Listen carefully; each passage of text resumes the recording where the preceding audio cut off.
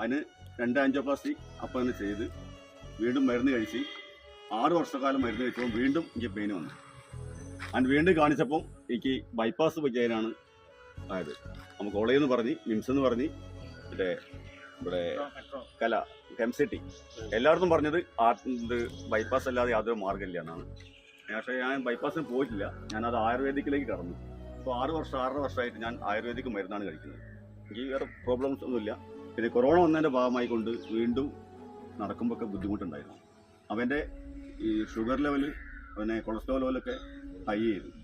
എപ്പോഴും ഈ heart pain വന്നു കഴിഞ്ഞാൽ നമുക്ക് 100 താഴെ വേണമെന്നാണ് ഡോക്ടർമാർ പറയുന്നത്. അപ്പോൾ എനിക്ക് 175 കയറുന്നു ഷുഗറിൻ്റെ ലെവൽ ഫാസ്റ്റിങ്ങിൽ.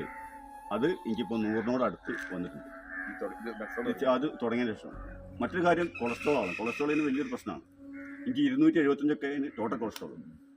അതിൽ തന്നെ LDL ചീത്ത കൊളസ്ട്രോൾ 175 വന്നിരുന്നു. ഇപ്പോൾ ഞാൻ ടെസ്റ്റ് ചെയ്ത് നോക്കുമ്പോൾ എനിക്ക് എൻ്റെ ടോട്ടൽ കൊളസ്ട്രോൾ 114 ആയിട്ടുണ്ട്. അതുപോലെ ചീത്ത കൊളസ്ട്രോൾ LDLൻ്റെ അളവ് 175 വെറും 40 ആയിട്ട് മാറി. മരുന്ന് കഴിക്കുന്നുണ്ട്. ഡോക്ടറെ കാണിച്ചോണ്ട് ഡോക്ടർ വെരി ഗുഡ് പറഞ്ഞിട്ടുണ്ട്. ഡോക്ടർ കാര്യങ്ങളൊക്കെ പറഞ്ഞിട്ടുണ്ട്.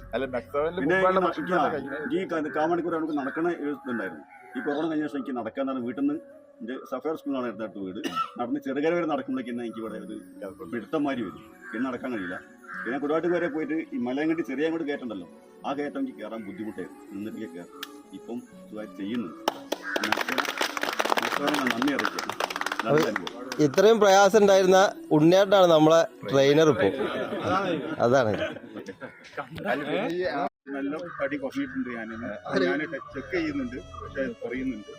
വയറും കുറഞ്ഞിട്ടുണ്ട്, ഒരുപാട് കുറഞ്ഞിട്ടുണ്ട്. പക്ഷെ ഇതിലൊക്കെ ഏറ്റവും വലിയൊരു അനുഭവം എനിക്ക് ഉണ്ടായതെന്ന് പറഞ്ഞിട്ടുണ്ടെങ്കിൽ എനിക്കൊരു വയറ്റിക്കാളിച്ച് ഉണ്ടായിരുന്നു. അത് ഒരുപാട് വർഷങ്ങളായിട്ടുണ്ടായിരുന്നു. അത് ഞാൻ ഇടയ്ക്ക് മരുന്ന് കഴിക്കുമ്പോൾ നിൽക്കും, വീണ്ടും വരും. പക്ഷെ ഇത് തുടങ്ങിയതിൻ്റെ ശേഷം എനിക്ക് അങ്ങനത്തെ ഒരു അനുഭവമേ പിന്നെ ഉണ്ടായിട്ടില്ല. അങ്ങനെ ഒരു സംഭവം എനിക്ക് മറന്നു പോയിട്ടുണ്ടായിരുന്നു. അങ്ങനെ ഒരു വലിയൊരു കാര്യം എനിക്ക് ഈ മെക്സോണിലൂടെ